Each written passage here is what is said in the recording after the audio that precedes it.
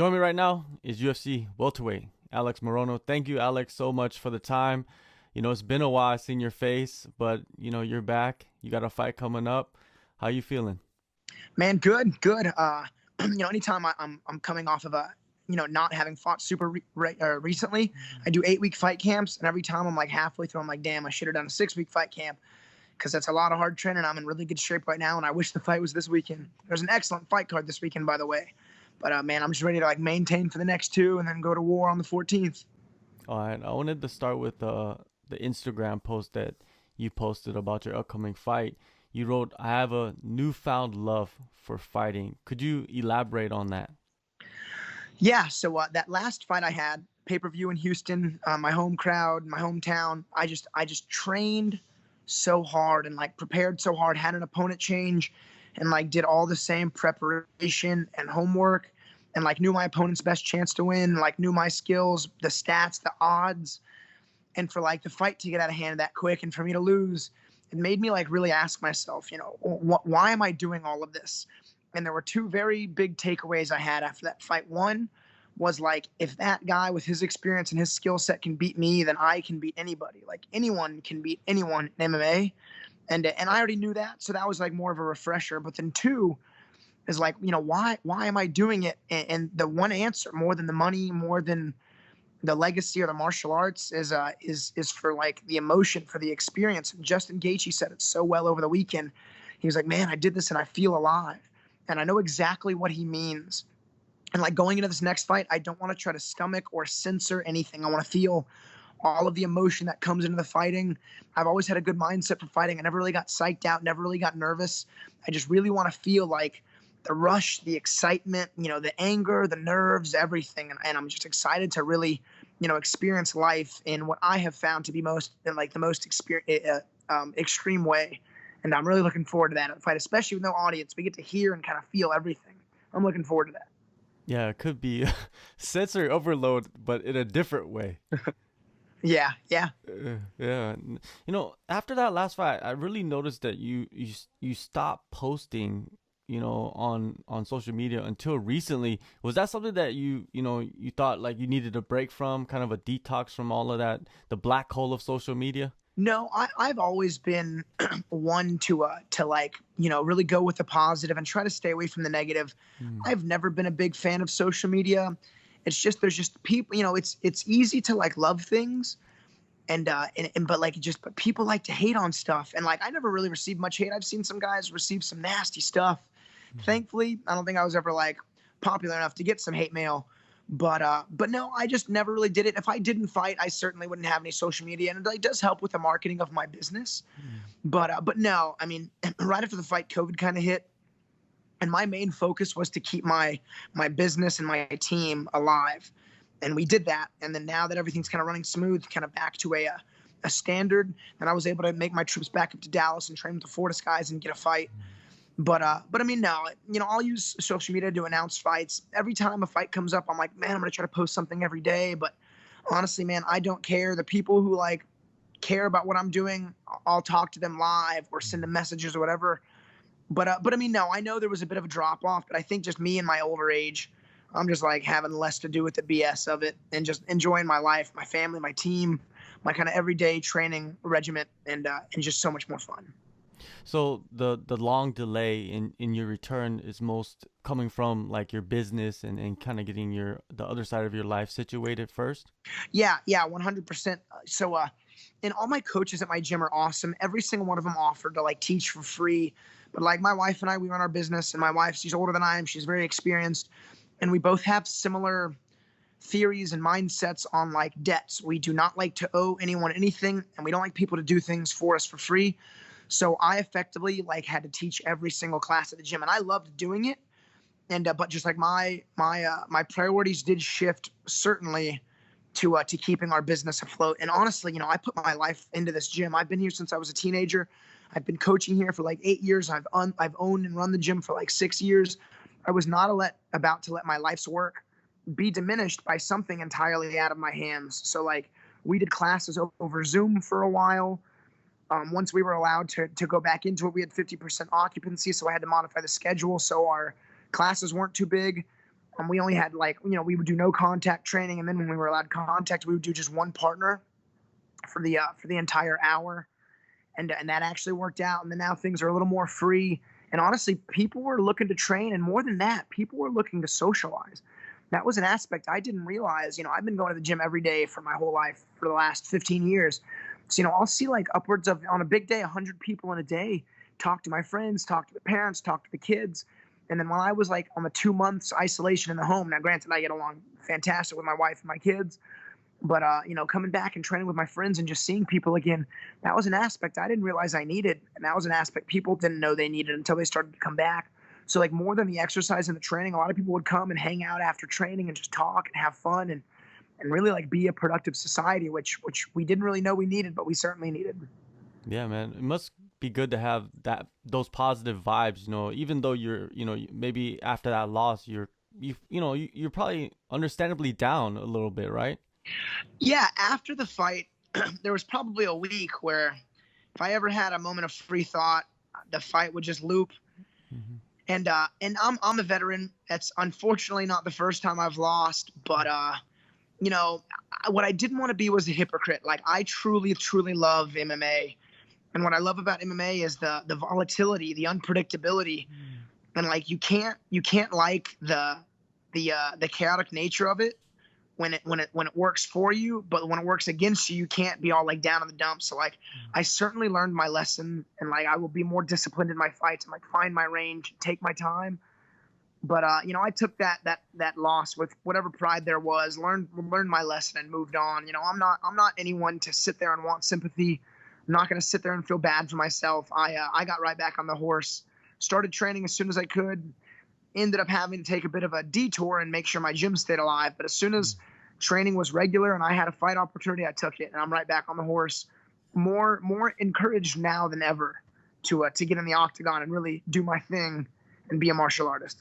You said 8-week camp, man. It must be good to just get back in there at Fortis, because I heard that Fortis was shut down for a little bit too themselves, and getting back into the swing of things with your sparring partners. How did that feel? It must have felt great. Man, good. So also it was a good time for the welterweights. So my boy Rhys McKee, he's making his UFC debut the week before me against Max Griffin. And Rhys is a freaking grinder, man. He's the man. I can't wait to see him fight more than Griffin. I want to see him fight a bunch of times in the UFC. But Jeff Neal, poor Jeff, man, they offer him, or he's looking for fights. No one will fight him, but he's staying ready. And then Razak Abdul Al Hassan, Judo Thunder. I actually had not trained with him in the past. I trained with him this fight camp. So we had 4 welterweights all like either fighting soon or looking to fight.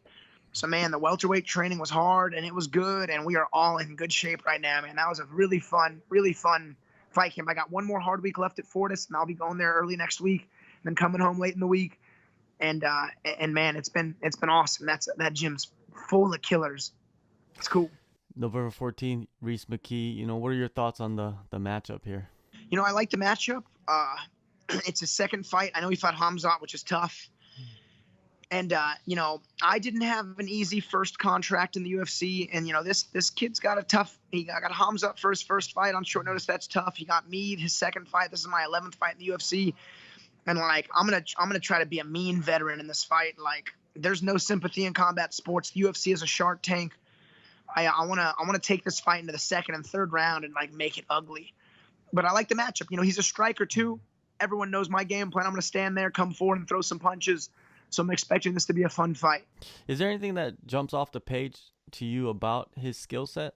No, the only 2 things that like I know that will be troubling is one, he's young and hungry, and I was his age in the UFC, and I know my mindset, man. I went in there swinging. And then 2, he's coming off a loss, and I'm coming off a loss. I've lost in the UFC before, and dude, nothing will light a fire under your butt in the training sense like a loss. So I know he's going to have a long, very hard, fruitful fight camp, and I know he's going to be coming in this fight looking to gunfight and like looking to fight hard, throw down. So I just know the threat at hand, and in this case, I think he's going to be an underdog. He's got like, nothing to lose and everything to win. And I know that. And granted, I've never overlooked anything or anyone, but I'm certainly not going to be doing that now. I know he's going to come hard, and I'm giving him the respect, and I'm going to try to do some damage, as much damage as I can in 15 minutes. he did face Hamzat, and like you said, Hamzat is the guy that has the hype right now. You know what I mean? The UFC loves him. They're pushing him. His third fight is going to be against the number 3 guy. Man, what do you think? Do you think it's kind of odd that they're pushing him this fast, or do you feel like it's justified? Yeah, I mean, so no one likes Leon Edwards, but the dude's a good fighter. Like, the dude's got a good skill set, and he's really good at neutralization. He's good at not allowing guys to fight to their strengths. He's got that southpaw style. He's a pretty long and tall guy himself. And for whatever reason, he's got a good elbow game. And, man, I forget Leon Edwards' record, but it's a good record. He's got a lot of fights in the UFC. This is Hamzat's 9th pro fight. I think Leon Edwards is going to beat him pretty handily. And then I think hopefully that's going to kind of quell any of Hamzat's unrealistic notions in the UFC, dude. Like I said, it's a Shark Tank. Like, there's no easy fights. I do appreciate what Hamzat's doing. It's really cool how much he's fought. But I mean, and then, like, hey, way to get a ranked fight early. But dude, once he fights Leon Edwards, there's no more easy fights. Not that there were, but that's a tough route. That's a tough road for sure. Definitely. Yeah, there's that welterweight division is just crazy. And now, you know, your return to the Octagon, how do you see it playing out? Again, man, I'm always looking to go for a KO, man. Like, always looking to get a knockout. I always plan for a 3rd round knockout. So, like, when the fight goes past the 1st round, I'm like, cool. When it goes past the 2nd round, I'm like, cool. I know the feeling of going into the 3rd. And I like the Octagon time. I always tell people who ask you, who are talking about it, like, walking up the steel steps into the Octagon, it feels distinct on your feet. Like, the canvas and the mats feel like no other canvas and mats. Like, the lights are hot. The Octagon has such a unique feeling. And, like, it's just, you know, in a lifetime, you don't spend a lot of time in there. I enjoy being in the Octagon fighting. So, like, to be patient, to kind of drag it out, that's what I want. I want this fight to be ugly and mean and dirty. I kind of want to test the young boy's toughness and see if UFC is where he belongs. Did you have an easy time staying in shape during the restrictions and everything? Yeah, I lost weight. So when I was at home for lockdown, my strength and conditioning coach, he sent me daily workouts, and my wife and I did them, like, religiously. And then as soon as, like, some of my friends were able to meet up, I would do a little less strength and conditioning. I would go meet at my gym. Then it would just be like me and 2 or 3 other guys, and we would train pretty hard. I actually lost weight during the lockdown. We had done the intermittent fasting, and like, honestly, it was a little stress induced as well, I'm sure. But I also just turned 30, and I was, like, kind of a late bloomer in high school. I always kind of, like, had the baby face, always had some, like, baby fat, I guess. And I finally feel like my body's kind of maturing and developing. So, like, I have more structure in my core than I've ever had, and I'm lighter than I've ever been, but significantly stronger. Like, I feel stronger. Coach Safe is like, damn, Morono, you're getting stronger. Everybody, like, hit these takedowns more consistently and get up more consistently. So yeah, I feel like with age, especially being 30 now, I feel like from now for, like, my next 5 or 6 years are going to be like my athletic prime. And I was kind of waiting for that, and I'm curious to see how it's going to play in the fight. And, like, even in training, my 6th and 7th round, I'm not really getting tired as much anymore. And, like, when I do get fatigued, I'm able to, like, really push the pace, especially striking. So I'm excited to see how that plays a factor in this fight.